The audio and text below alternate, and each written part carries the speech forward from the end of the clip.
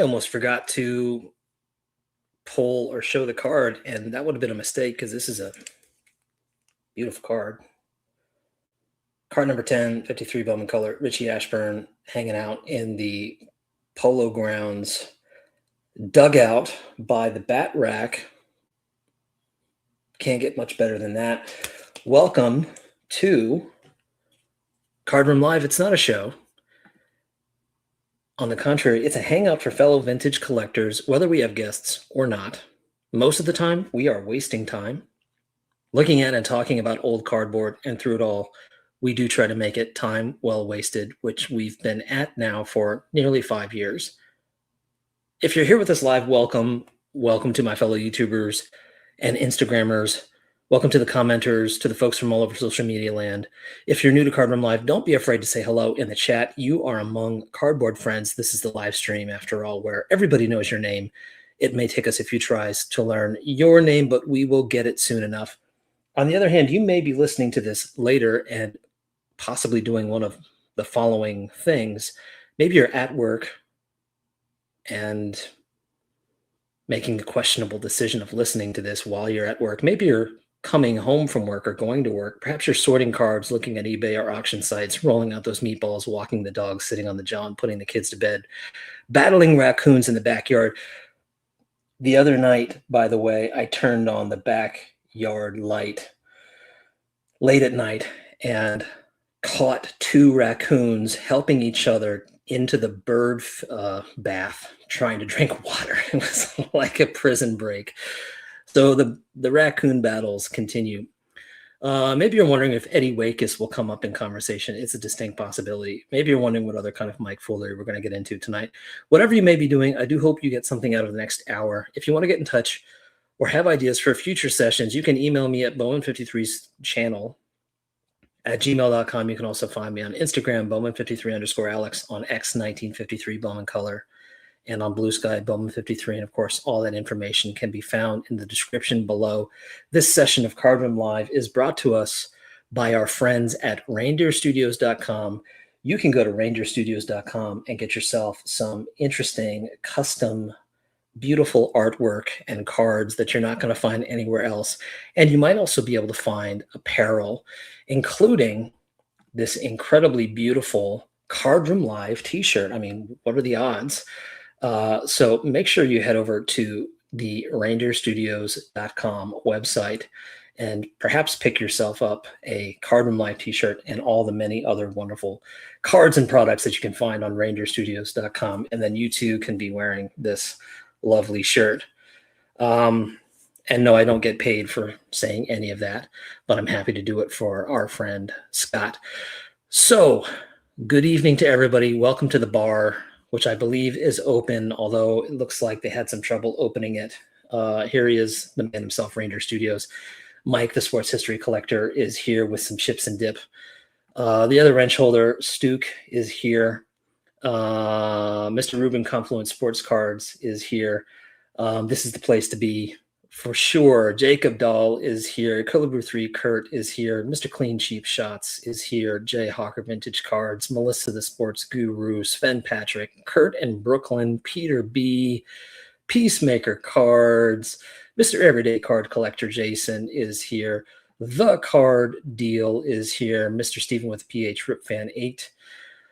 Good to see A's fan Jim, who is listening while sorting cards. That's a good idea on a Sunday night. Mr. Phillies Baseball Cards is here. Man, how about those Phillies? Sore subject. The Spartan Card Collector is here from Atlanta. Ooh, Atlanta. Yank Me Cards. Steve is here. What is the reasoning for the name choice 53 Bowman? You got to go back and watch like 8 years of content and you'll quickly figure out you might get tired of having figured out the answer as to why my channel is called Bowman 53.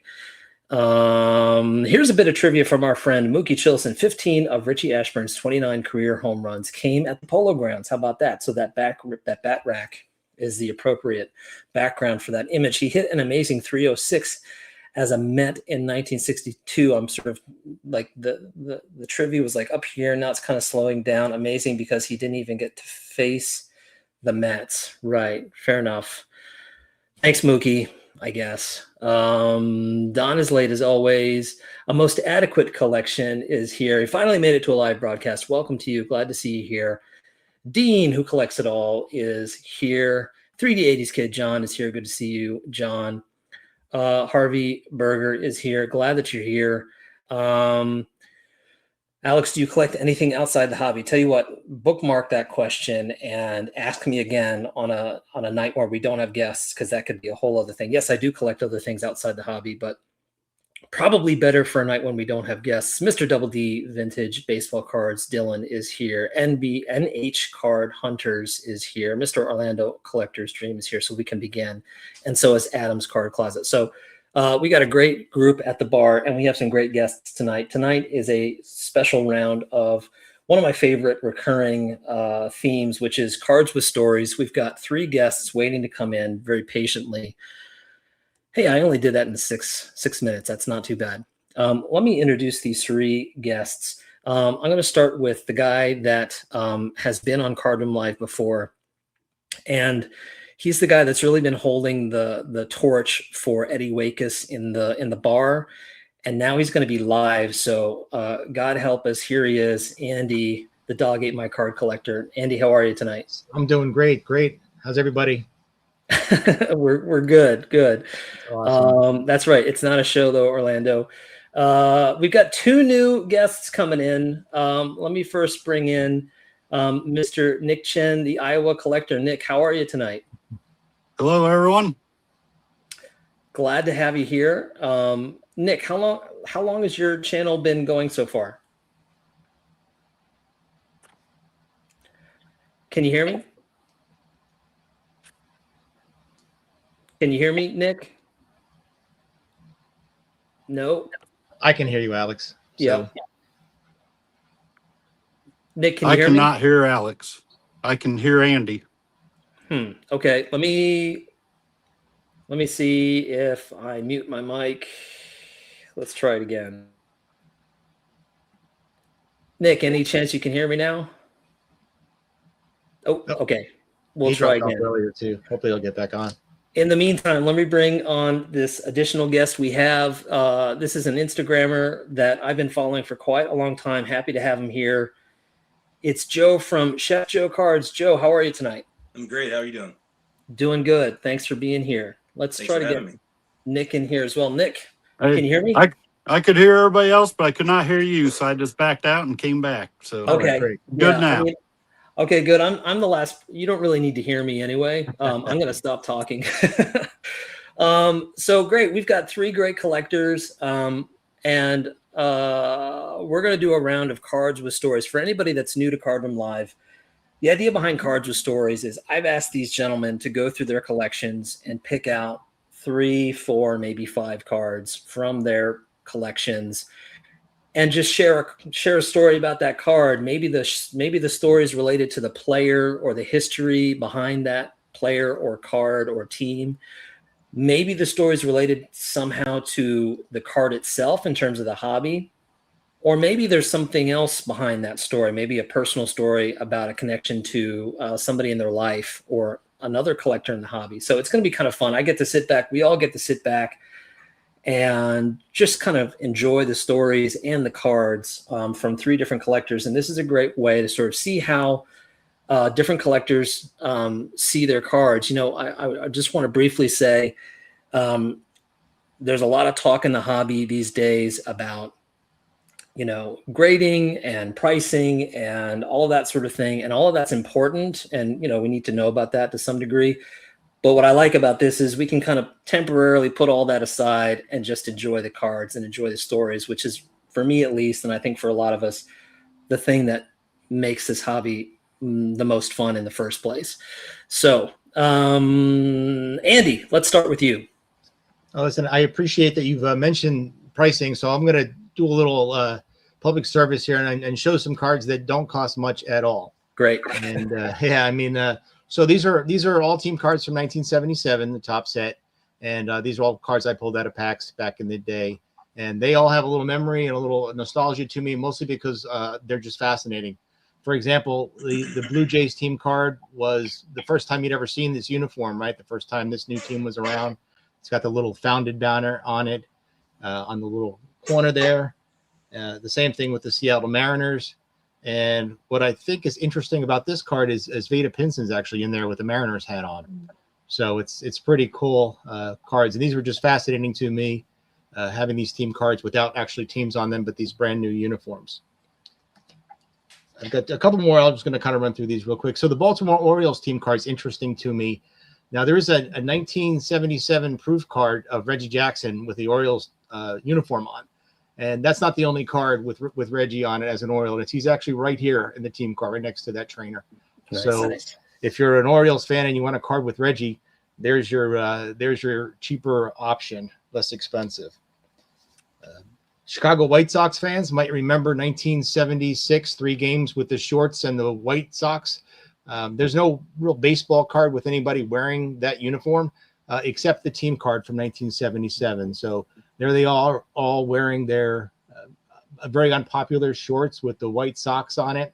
And I just thought that was really kind of cool. A little 3-day experiment that didn't go well. And my favorite 77 team card is the Brewers team card, because even though he didn't really play for the team that year, right up here is number 44, right there, number 44, Henry Aaron. So if you're a Hank Aaron collector and you don't have the 77 Brewers team card, you're missing one of his cards. So these are cards I pulled out of packs, inexpensive, and just I think it's really neat that there's little stories about the players and the uniforms and stuff that are kind of hidden on these little inexpensive gems. So that's my little public service on those cards. Excellent. Great start. Thank you, Andy. So next we will go to Joe. All right, yeah. I mean, stick with the theme of the value. The one I have here, 73 Roberto Clemente, not even close to his most valuable card. But this is one of my favorite cards ever. So when I was in 7th grade, we were assigned a book report on any autobiography we could, or any biography we could pick out of the library. And I was into baseball. I was into baseball cards, but I mainly collected King Griffey Jr. and Cal Ripken Jr. and stuff like that.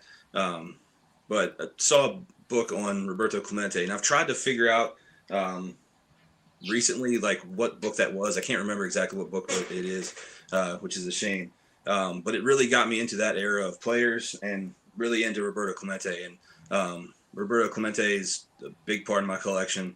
I think we all are well aware of, his story and everything. But just what makes this card so special to me is just the fact that it was circulated after he died. It was manufactured before he died, but there's not a whole lot about the decision Topps made there, but it's alleged that they had the conversation, should we circulate it or not, and they decided to, and I'm really glad they did. But even like the picture and the coloration of it just seems kind of somber, which is very fitting. And one of my favorite details, of course, how he ended his career with exactly 3,000 hits, and that's on the stat line in the bottom, and how he kind of ceremoniously introduces everybody to the 3,000 hit club when they come there. Is really cool. So, yeah. Fantastic. You know, what's weird and kind of amazing, Joe, is I have a almost exactly the same experience. I was like maybe 7 or 8 years old. We were in the elementary school library. We had to check out a book. And I was like, I got to find a baseball book, and totally randomly chose Roberto Clemente. Had heard the name, but didn't know anything about him.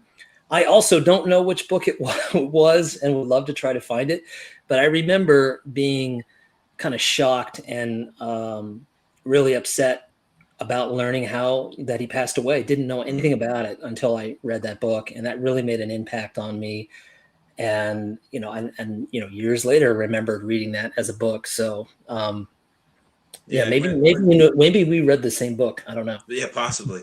And as a collector, looking at Beckett's back then to see how much my Jeff Bagwell rookie was worth, like looking at the cards from those eras, like these are cards I'll never be able to own. And Right. so I feel blessed to have I have his full Topps run except for his rookie card. That's my one Grail card that's left for me. But I have his full Topps run besides that, and consider myself lucky to be able to do that, considering, they seemed unattainable when I was that age. So. Yes, I did use the Dewey Decimal System to find Roberto Clemente in the library. That's great. Yes. Okay, Nick, we're on to you. Hey, Joe, that was a great card. My son just picked that one up in Strongsville at the show. So, Oh, nice. Awesome. So anyway, my first one is actually not a card, but it kind of relates to a show you just had a couple weeks ago, Alex. And we got a sticker book. Oh, nice. Yes. Before I got into cards, I was into the sticker books. And so this was my very first one, 1982 top football. So you got it. Yeah, okay. I was going to say, which is the page? There you go. Yeah, there was the gold foils, right? The silver gold foils. Nice. There's my Cowboys.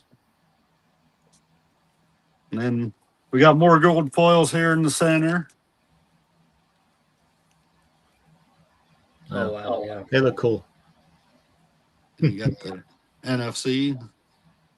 But my grandma would run me all over town. We'd check out Osco Drug, 7-Eleven, wherever we could find these little packs of stickers at. And she'd just run me all over town. Then we'd wait a few days and see if any of the stores had restocked. And she'd just run me all over town so we could buy these and collect them. So this was a couple years before I really got into the baseball cards. So this was my first collectible. Right. Yeah. Did you complete the book? I am missing one. I thought it was complete until I started looking through it today, and I'm missing. Somebody's going to help you out here in a second. Absolutely. I'm missing Chuck Muncie foil card. All right, guys. Hop on eBay and on all your Facebook groups. Let's see what we can do. Okay, Andy, back to you. So I'm going to show off another inexpensive card. So in my house, we didn't get the fancy cereal for breakfast. We got the whatever was on sale cereal, except once a year at Christmas time, Mom would buy me whatever cereal we wanted. So in 1978, I opened up my box of special cereal and I pulled this Frank Tanana card out. It's the only one I've got from this series, this set, but it is the first appearance of Tony. If I get this to focus, Tony the Tiger's on the back. There he is in all his glory. And of course, when you see cards like that, the first thing that comes to mind is that they are great cards, right? With Tony on there. Yeah, I mean, it's I know I remember pulling it out and I remember having it and it just ended up in a box and I've had it forever, but it reminds me always of Christmas and family gatherings and, you know, something special she would do just to make it my mother to make the holiday a little nicer for us, to say, okay, you know, I don't care the price, whatever cereal you want. And these are great little cards, these little Kellogg's cards. So that's my Frank. I was disappointed it wasn't a Met, but you know, still an incredible pitcher. The 21, yeah, there's Mookie. They are great. But yeah, so I knew he'd appreciate the Tony the Tiger appearance on the back of the card. I'm sorry, I'm trying to get the focus, but it won't do it. Anyway, too much light. There we go. There he is. Hold on one sec. Okay, yes. So there he is. He's right there in the middle. So right. Anyway, that's my my short little story behind this. It reminds me a lot of my youth, and it's a great card. Yeah, we've talked about this here and there on the live stream over the years. I don't know for sure because I'm not really paying attention, and maybe somebody else out there does. But it feels like they're not necessarily marketing baseball to kids in that way. You know, the idea of putting cards and cereal or other products that kids would buy, it's like, why are they not doing that anymore? If you're worried about the next generation getting into the sport, find ways to get the kids, you know, where they're looking at stuff. And maybe it's not cereal. I don't know where it is anymore, but it seems like they should be doing that. Tony the Tiger is a good friend of Tony from Psyched on Baseball Cards. Okay, great. Next is Joe. All right. So, yeah, like what you mentioned at the beginning of the show about grading and all the controversy around that. I always comment when people are worked up about all that stuff is like, if you worry about the cards. You're not going to care about that kind of stuff. And I have some slabs, but the vast majority of my collection is raw, because that, to me, that's what it's all about. And I can take care of the card. I don't need a slab to do that. And grading has its place in authenticating stuff and stuff like that. But yeah. And this is a good evidence of that. So raw cards. I'm currently building the 1934 to 36 Diamond Star set. Great. 7 away from the first 96, the non-reissues. And some of them are in good condition. Some of them are in really bad condition. And if you follow my IG, you're probably aware of this story. So I saw this Al Simmons on eBay, and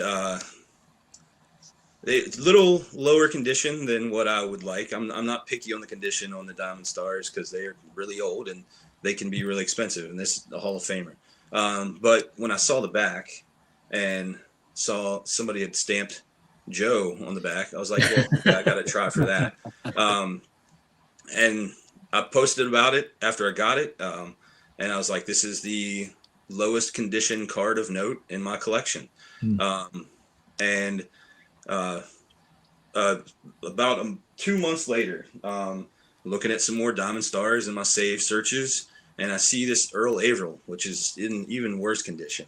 And I notice that the back also has this stamped Joe on the back. And I also noticed that they have similar patterns of added paper on the back. So presumably glued into the same album. It's got this black paper that's very, very similar, and similar pattern of gluing. It's got the Joe stamp on the back that definitely looks like the same stamping. So got these months apart from different sellers, and presumably they were in this same collection 80 or 90 years ago. So, and back to talking about raw cards, like, to me, like, that's cooler than this having being in a tux with a nice grade. Not that that's not cool, but just the story behind this. Some dude named Joe had this, and yeah, smell the card, like, that's the raw card. You can feel them, you can smell them, and some dude named Joe had this card in his collection 80 or 90 years ago. To me, that's really cool. So Absolutely. Yeah. Like, at a certain point, you love the card, but you might even be more interested in the story behind it. yeah. Which is awesome. An extra bonus. Cool. All right. Nick, go for it. All right. So this was kind of funny story, how you had actually invited me to be on this show about 4 or 5 days before Strongsville, and I had already pulled the cards I was going to show. And I get to Strongsville, and Doug, video guy, gives me this George Kell autograph, Nice. which I mentioned to him is going to tie into this show when we have it, because I had pulled George Kell 55 Bowman. Great. My grandma, once again, she loved the garage sale. And so we were out garage selling one weekend, and this was in a 10-cent bin that I bought from a kid. Nick, can you hold that up a little closer to your camera? There we go. Oh, nice. It's not in great shape. It's got a crease through here, and Well, that's a good shot. Yeah. That's a high number. But valuable. George Kell for 10 cents, heck yeah, all day long. Absolutely. Absolutely. All right. Back around the horn to Andy. Alrighty, so I'm going to follow in Nick's footsteps and show a magazine. So in 1975, there was a magazine called The Collector's Quarterly, and it was written by or put out by Keith Oberlin, Robert Laughlin, and Michael Aronstein. Now, in this book, which was articles about the hobby and stuff, within the centerfold were the sample SS PC cards. Right. And these are just the coolest thing. I mean, these were, there's a bunch of them there, and I've got a bunch of them. I'm trying to show it without, because I can't see. But there we go. So you can see that it's just loaded with cool images, cool players. I love this book. It's great. And I actually have the second one also, which came out, the next quarter. And that also has cards in the centerfold as well. And this one's some other bigger names in there, like you could read them. But you can see this is so this was geared towards younger person getting interested in the hobby. And these are really cool. And this is actually I bought this on eBay recently. They're not really that expensive, surprisingly, considering what's going on in it. But there's just all kinds of cool images and stuff in here. So that's great. Yeah. So it's really neat. It's one of those things that because I do have some of the cards. I bought them graded and stuff. And here's an example of a Mets Hall of Famer. And there's some rookie cards in that set as well. 75. So it's a cool. I'm a big fan of that set. I just love the images. I think most of the photographs, from what I understand, were taken by like amateurs or just folks that were just taking pictures on the stadium. There's another Mets Hall of Famer, and I'll show one more. This is one that was quite a bargain for a Robin Yount rookie card. Right there it is. So anyway, yeah. So I just become a big fan, and more I dig into the story behind these things. I'm just like the set that never should have been that was, and they're still out there. You can still buy them, and they were just great images, cool cards. Some of the best photographs I've seen and from that era for sure. Right. Absolutely. All right, Joe. All right. So after talking about how much I love Rolf cards and don't have a whole lot of slabs, I'm going to show a slab. This is a 1974 Laughlin old-time Black Stars Pete Hill. This is a recent pickup for me, and I'm from Virginia, from the Shenandoah Valley, and recently went down a rabbit hole of Virginia athletes, and Pete Hill is a big one. Actually noticed recently that Baseball Reference has his birthplace misattributed to Buena, California.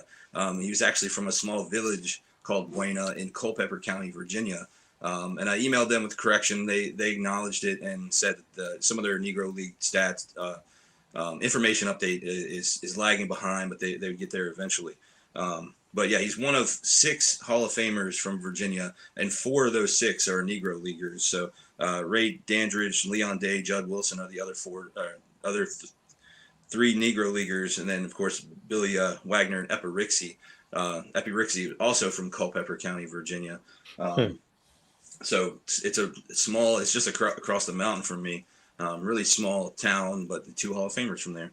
But yeah, Pete Hill, not a really big name with the Negro League Stars, but he was one of the 17 Hall of Famers that got inducted in 2006 as a part of like the special Negro League committee. But he was a longtime manager from 1899 to 1925. Sorry, longtime player and manager. He played for a long time and was a player and manager for a lot of that. Played in Cuba in the early 1900s. And the thing about the Negro Leaguers, I think a lot of us who collect are fascinated by their stories and their legends, because a lot of what we go by about them is hearsay and what people said about them, because we don't have great stats, little to no footage of them, and then also like with collecting, it's such a challenge to find cards of these players, because you have these like Cuban cards and stuff like that. With and this set is really cool because it has what is considered a lot for a lot of the players as their rookie card. Because it's like the first set that was nationally circulated of a lot of these Negro League players, and it was after pretty much all of them were done. So yeah, it's cool. Right, fantastic. Welcome, Carl. Let's see.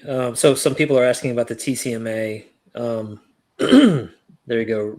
Mook again with the trivia. There you go. Okay, Nick, we are back to you. All righty. My next card is another one from that same garage sale. Wow. Nice. Like I said, it's not in perfect shape. It's got its flaws, but can't like beat the a. garage sales, Nick. This was back in this was probably early 80s, maybe 82, 83, somewhere in Oh, there. okay. Okay. And, so I got the Eddie Matthews and the George Kell for a dime a piece. And for the longest time in my collection, they held the distinction of being my oldest cards. And the Eddie Matthews was also my most expensive card for a long time. So That's great. Man, I miss those days of the garage sales where, some 50s and 60s cards were just sort of hanging out and nobody was like, batting an eye at it. All right. Yeah, definitely. The 55 Bowman's a fun set. Yeah, it's a great set, Nick. Love it. I love it. Yeah, it's awesome. Okay, Andy, back to you. Alrighty. So I've talked about when I began collecting the first cards I opened were from 1975. I remember the packs. I mean, it's a distinctive set. So the history of that is when I had an older cousin named Ronnie who, when he found out I was a card collector, decided he was going to give me his baseball cards, and he was older than me. So all of a sudden he hands me a couple of shoe boxes full of older cards, antiques, basically 72s, 73s, 74s. And I sort of mixed them together, and then I kind of worked on collecting the sets back to 1970 just because he had given me a good portion of it. So the only card I remember that he gave me from all of those cards, because like I said, I bought other cards and mixed them up, was this card. So if I can get it to focus. Oh boy, yeah. So this I know was his card. It's the only one I've ever owned. It was this one, and I'm actually surprised it's in as good a shape as it is, considering how much love I know he gave it and how much love I gave it as a grubby little 10-year-old. So this reminds me of my cousin and his generosity, which kind of inspired me to start collecting sets before I was even old enough to really open packs. It kind of made me think about, hey, I can go backwards and collect older sets than even stuff that I was taking out of packs. I could build them. So great card, great memory of my cousin. He's sort of gone off the grid. He's living in a mountain somewhere with no technology, the last I'd heard, but he was a great guy, and he really inspired me to start collecting cards. So this is the gift that kind of started all my interest in the old vintage sets. So anyway, that's kind of the story behind that. It's a great card too. I mean, obviously, one of the best cards from the set, and 73 top set is just one of those awesome cards. Especially if you consider, the early 70 sets, the 71, 72, those designs, and then you look at this, and then you look at 74. It's kind of like you can tell that they were really thinking hard about how to get kids to, see the cards as familiar enough, right, with the players and the designs, but then make it different enough so that it would sort of spark their imagination so that they would want more, right? I got to see what my favorite player looks like this year. I got to see what the Eddie Kranepool card looks like this year, whoever your favorite player might be. So the early 70s designs really a masterpiece in marketing for children. And this card is just a beautiful one. And it reminds me of I wonder how he's doing these days, cousin. But I thank him for inspiring me to look backwards instead of forwards with cards. Right. Definitely. It's, as a Phillies fan, I'm jealous because I think the only vintage Phillies rookie I had was Larry Boa. And I love Larry Boa, but I would have much rather had a Mike Schmidt rookie. Fantastic card. Joe, go for it. All right. Another raw one here. And this is from one of my favorite sets. I think it's the most beautiful set that Topps ever created. 1953 Topps, and this is the Jim Gilliam, Junior Gilliam rookie card. It's a high number from the set. And Junior Gilliam is a player that's always fascinated me. And I think a couple years ago started putting together his complete Topps and Bowman run. And that was the last card I got, because those who have built 53 or something like that know that that's a tough high number. But Jim Gilliam, fascinating player, began in the Negro Leagues for the Baltimore Elite Giants, and came to the Dodgers and was a success right away. Won Rookie of the Year, led the league in triples, and really became a spark plug at the top of that lineup as part of the Dodgers team. And he remained in the Dodgers organization for a really long time as a coach, one of the first black coaches in baseball too. And yeah, he's a fascinating player. I think he eventually may have a Hall of Fame case. The stat integration put him over 2,000 hits. and he was just a good all around baseball guy, and of course more hits that we don't know about because of his time in the Negro Leagues too. So Right. Absolutely. Yeah. Big fan of Gilliam, and as a Dodger, like Brooklyn Dodger collector, yeah, he's definitely a guy on my list. Okay, Nick. All right. So where I live here in Iowa, the closest city to us that has a team is the St. Louis Cardinals. And when we were kids, my parents about once every summer would take us down there to watch a Cardinals game, maybe two.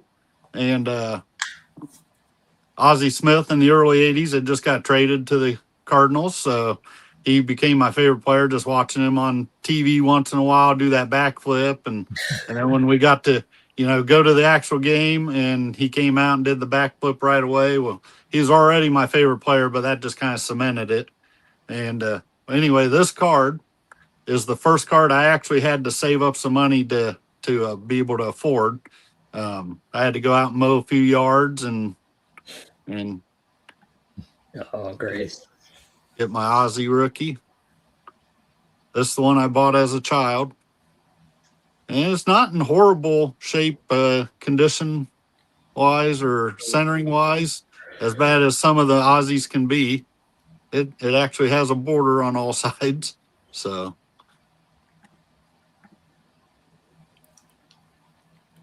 cool, man. Love that card, Nick. That's awesome. There's obviously there's a ton, but there's one particular Ozzie Smith highlight play that I revisit at least several times a year on YouTube, and I think it's mostly because I forget. It's a very famous broadcaster that does the call, but it's one of those crazy ones where he's like, he's backhanding it and he's diving and he bounces it to first and he makes the play, and the announcer says, "You wouldn't believe it. Like even if you're watching it, you can't believe it." And the stadium erupts and gives him a standing ovation. And man, he was the best. I think anybody that grew up getting to watch Ozzie Smith play was lucky. He was the best. Yep. Great stuff. It's a great card, Nick. I love it. I love that card. Thank you. So awesome. Okay, Andy, back to you. So a few years ago, I was in a little tough part of my life. I was going through some personal things that, it was a little rough time. I had a friend of mine who, we're getting close to Christmas. Again, it's always about the holidays, right? She said, "Hey, if you could have any card that you don't have, what would it be?" Right. And of course, when you're a card collector, that's a dangerous question, right? Because they're just keep adding zeros to the end of the price of some of these things. So I said, there's a card that I've always wanted, but I never had, I never got. I just never got around to buying it. It really wasn't, it was expensive, but it wasn't like crazy expensive. It was, So long story short, Christmas morning, I unpacked this thing and here it is. And again, for all of I'm glad to see that Mookie is here because he can appreciate this. But this is the first Mets team card. And again, I guess this team cards is my theme for tonight. But I've always wanted this card. I love the colors and the images. And of course, as a Mets fan, this was the very first, right? And there's the stats on the back. If you want to pause it and look at that, all the wonderful records for the Mets that year. As we know, 62 was a little rough for the Mets, just like 26. Anyway. Yeah, so this was meant a lot to me. This was the first card I'd gotten as a gift, and I'm going to say maybe 15 or 20 years. It had been a long time since anybody bought me a card, and I was just knocked out by it. And I just thought it was the sweetest thing in the world. Really, really cheered me up. And of course, I had to put it into the screw down because that's the best way to hold your cards is the screw down. It's impervious to damage and any other possible risks. But it's a great card and a great friend, and we're still friends, and I still appreciate that kind gesture. It really did cheer me up. So, how about that? Yeah. Oh, let me show you real quick one more thing. So I do have one. So when Heritage made a team set, made the 63 top set. This is the 2011 Mets team as well. So I do have both. So that's kind of my, I don't know what you would call it, but my grouping of cards. So there you go, 2011 and 1963. So I think those look pretty cool. Those are actually up on my desk upstairs, so I get to see them all the time. Yeah, I'm gonna say something nice about the Mets, which is rare. So bookmark it, Mook. The 63 Mets logo on those cards I really love because it's like it's just those three colors. It's so sort of simplistic. Yeah. There's something about it that I think is cool. I would kind of wish they would go back to that. Yeah. No, yeah, you don't need the outlines and stuff like they have now. It Yeah. really shows up better that way. Yeah, I agree. All right, Joe. All right. Yeah. So those who follow my Instagram know that I post player birthdays every day, at least one card every day. And in that process, I learned about a guy named Pete Reiser, and Yes, fascinating story. And one that I didn't know much about till recently. This is his 48 Bowman rookie card. But he started playing long before 48, but we know how the rookie cards are from that era. I think, he began in 40. His first season was 40. His first full season was 1941. And at 22 years old, he batted .343 to win the batting title. And he led the league in like 10 different categories. He was just an absolute crazy hitter. The next year, he was batting .350 something, and then ran into center field wall in Sportsman Park in St. Louis, separated his shoulder, fractured his skull, sustained a brain injury. Leo DeRocher, who was the manager at the time, was in tears over the condition that Pete Reiser was in. And then he came back less than a week later. 6 days later, he's back in the lineup, which it would not happen now. But he wasn't the same player by any means. His batting average by the end of the season was below 300. And then the next year he went to join the military, like a lot of players did. He failed 2 physicals, only got passed through into the Army because someone recognized him and knew who he was and said, hey, you can get through. And served 3 years, came back, still wasn't a player. Had another run in with the center field wall again later in his career where he fractured his skull once again. But just looking at that first year and a half and how incredible of a hitter he was, it's amazing. Had he not sustained that head injury and went through all the 3 years of service and all this stuff, what he could have possibly been. It's just a really fascinating story. So, I think Pete Reiser, pretty fascinating. totally. Can you hold it up one more time, Joe? Yeah, sure. This is crazy because literally 2 days ago, such a great card. I was reading The Era by Roger Kahn, and there's a whole section of the book that's just about his story. And I've heard of him, but having read that, I was like, oh, I gotta add a Reiser card to my PC. And I went looking around to see his different cards, and that's the one that I've bookmarked. The first card I have, and that's the one I posted on his birthday last month, I think, was the 50 Bowman. That was my introduction to him, because I'm also building the 50 Bowman. But then I got into his story. I was like, I need his rookie card too. So I went out and got that one as well. Great. Okay, Nick. All right. Well, this next player needs no introduction, but I just love these 58 with the red or the blue background and the stars. Great. I don't have too many graded cards in my collection, but this is one of them. Most of them have either been bought in that way or I bought in a collection that came with the collection. Right. So beautiful card. It actually looks better than a 7. It does. It looks like a 10. The corners are sharp and amazing. I can't find any indents, no surface scratches. The centering's up and down is the only thing I can see, top to bottom. Right. But that card was given to me for Christmas by my parents, probably back in 2017.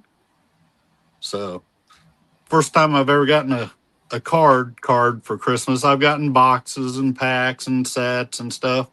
But, as you get older, you're harder to buy for. And my parents always, what do you want for Christmas? Or what can we get you? Baseball cards. Well, we do that every year. And I was like, well, then to pick out a good one, like a Mickey Mantle or somebody. And so that's what I ended up with. So definitely not going to complain about that. Yeah, that's a great I'm going to take a note on that, Nick, and try to do that this year. Okay, Andy.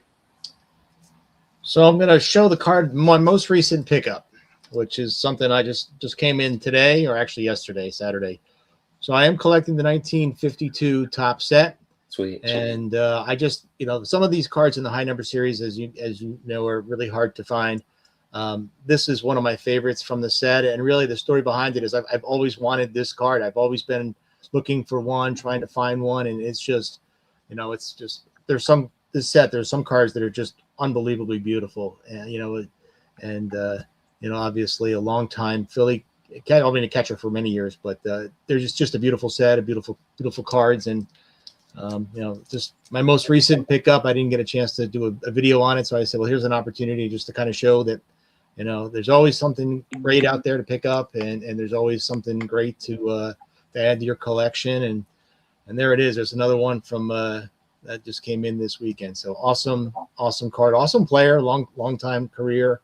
And,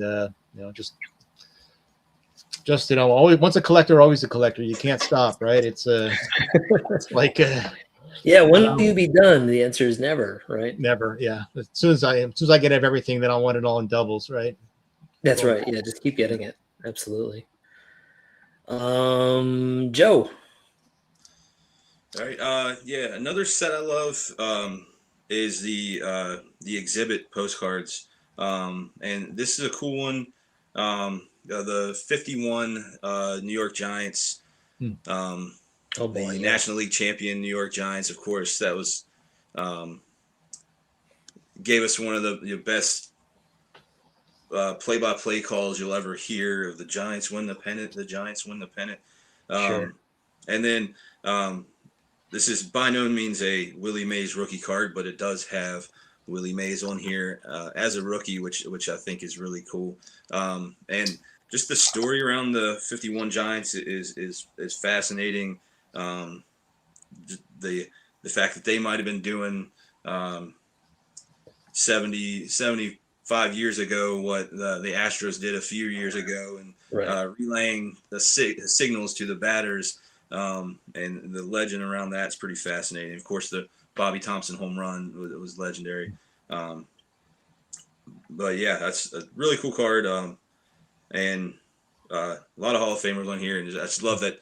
I probably will never own a Willie Mays rookie card, maybe 51 Bowman one day. But having a picture of him as a rookie on here is pretty cool. So for sure. Yeah. The team exhibits, I see a comment there. The team exhibits hit different than the player ones too. They're great. They got the great ones out there.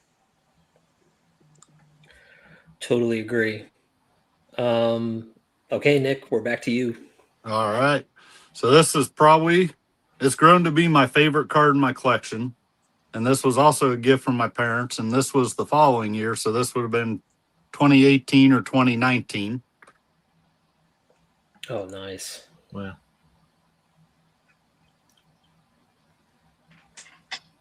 Your parents have Christmas figured out, man.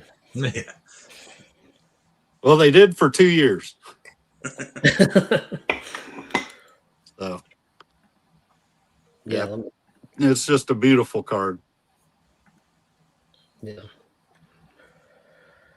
I love 54 tops, and that the yellow with the blue of the Dodgers is just hard to beat. Yep. Nice.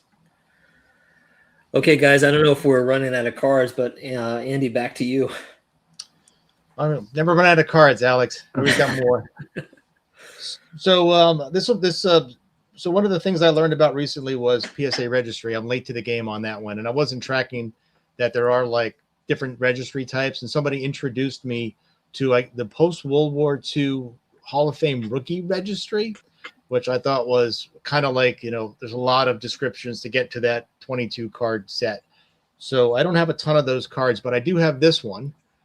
Which is one of my few cards from that set. The Bowman. So here's my contribution. But what I love most about this card is that I got a really good price on it because you can see the slab is broken. So I'm a big fan of the scratch and dent discount for slabs. So I can always take the card out of it and still have the card and throw the plastic thing away. But Yeah, so now I'm officially. I mean, obviously it's not a PSA, so I can't put it on the registry, but it's another checklist of cards to work towards, and there are obviously some pretty lofty ones on that set. But I blame my buddy Jeff, the fine card collector, for introducing me to other registry stuff. So, so there's an Ellie Fox, my rookie card, because I was convinced that there are other ways to collect cards, as if I need more excuses to buy these things. Probably the only Nellie Fox card without Shaw. Yeah, absolutely, and it's a cool looking card. I mean, it's very pretty. This is a really neat set. It's a neat set. Obviously, the size is a little smaller, and Topps took advantage of that by making the big giant ones, Right. to kind of give the kids like, yeah, hey, you're getting more for your money because it's 1.5 times bigger or whatever. But it is a really cool card, and it does show him before showing tobacco. I guess was his everyday occurrence. But anyway, Yep. yeah. Cool stuff. Absolutely. Okay, Joe. All right. I try to represent like some of my favorite sets with the cards that I picked out, and another one of those is 50 Bowman. So I have the Don Newcombe rookie card. Great. Out of 50 Bowman. Another player started in Negro Leagues. One of only 3 players to play in the Negro Leagues, the ALNL, MLB, and then also MPB. George Altman is another one. I can't think of the third. But he's one that, like, when you look at his career, it's like insane that he's not in the Hall of Fame.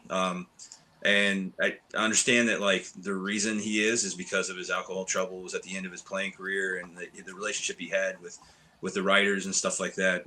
He kind of troubled later in his career. But, like, definitely a Hall-worthy career. Came to MLB and just like one of the most dominant pitchers. Won the first Cy Young and won the MVP in the same year in 1956. And just incredibly dominant pitcher. Fascinating career. And I mean, I'm sure that one day he'll get into the Hall of Fame. But yeah, it's kind of crazy that he's not yet. So. Yeah, Joe, I think you're right. I mean, hopefully with time and sort of just looking at it more objectively in the career and everything, it seems crazy that hasn't happened. Okay, Nick.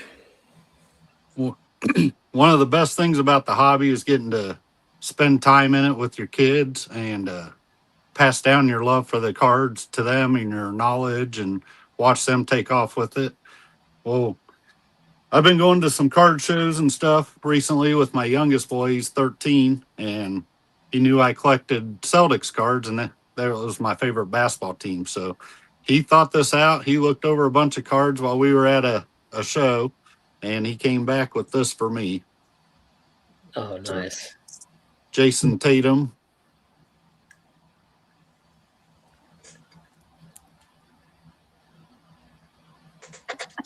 So it's not like a really expensive card or anything like that, but just that he put his time and effort into it and his own money. And his name's Carter. And after Strongsville and the fabulous show he had there, he decided to start his own channel. So if you want to check it out, it's at Carter's Cardboard. And he picked up some fabulous cards there in Strongsville. So Scott, if you can, if you're out there, if you can find the channel, we can post it here in the chat for everybody. Nick, what's the name of the channel again? Carter's Cardboard. Carter's Cardboard. Cool. That's fantastic. Are you guys talking about making videos, or like, do you guys talk about it at home? Absolutely. That's we awesome. were at Strong. Well, he's got me started. He knew I was always wanting to start my own channel, and for Christmas he bought me the camera set up here and the speaker, and he's like, "Here, go start. Let's get it going." So that's how it started. Awesome. Well, guys, we got about 5 minutes left, so it could be kind of a lightning round. If anybody has some remaining cards that they want to show, here's the link to the channel, Carter's Cardboard. So definitely check it out, guys.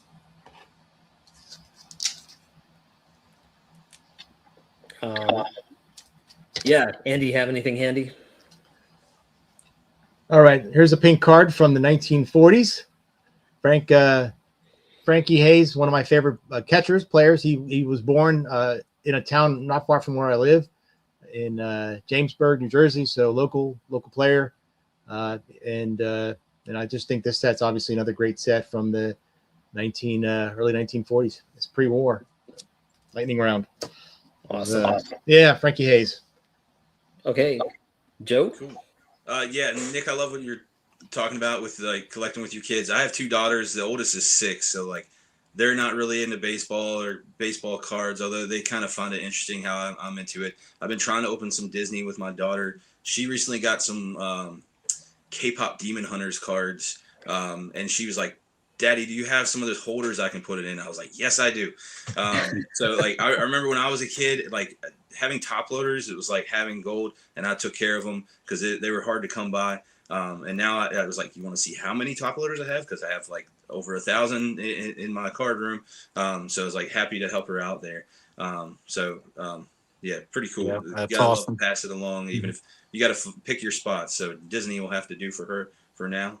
Sure. I have another Laughlin here, and it's another Virginia athlete, Spotswood Poles. Not a Hall of Famer, but he's from just up the road from me, Winchester, Virginia, and he actually shares the same birthday as me, December 27th. A few years earlier, almost 100 years earlier. This is another player I didn't know a lot about until recently. He was known as the Black Tie Cobb, considered possibly the fastest baseball player ever, just a speedster. And yeah, I just thought it was cool. The proximity from Winchester, Virginia, really close to me, and same birthday. I thought was pretty cool. So I just picked that up recently too. All right, awesome. Nick, take us home. One more card. I actually have no more cards handy to show, but I have a couple. Quickly, my daughter's 9, and she wanted to open her WNBA packs that she got on my channel. So that may be coming where she opens them. And who knows, my son Carter may steal her away and showcase her on his channel. So I'm not sure about that. But another couple quick shout outs. I'd love to see some love for Jason and Finley over at sorry, it'll come to me in a second. Yeah, absolutely. Thanks to the chat too, by the way. I've been watching the comments. It's incredible. Just the incredible stuff. So many great comments and great folks. Is this it, Nick? Sandlot Dreams? Sandlot Dreams. Sandlot Yep, Dreams. I just had it. And then another newer channel, Ruben over at Confluence Cards. I see him in the chat. Yep. And that's a great channel. You guys need to go check him out as well. Great dude. He's the voice. He's ordering drinks on your tab, but I didn't know that was possible. I would have asked earlier. So here's Sandlot Dreams channel. Nice. Great. Absolutely. Check them out. Yeah. So just real quick, want to say thanks to Andy, Nick, and Joe for jumping on here tonight and sharing cards and sharing stories. Appreciate your time, guys. It was awesome. Thank you for having us. Yeah, thank you very much. Absolutely. Anytime. And just real quick, want to mention at 9 p.m. here in a second, head over to 4 Collectors. They're going to have a special gathering of all the recent inductees for the YouTube Sports Card Hall of Fame. Many friends of Card Room Live are going to be in there. So make sure you head over to 4 Collectors. Until next Sunday night, guys, the bar is closed. Have a great week, and we will see you next Sunday night at 8 p.m. Take care, everybody. Take care, everybody.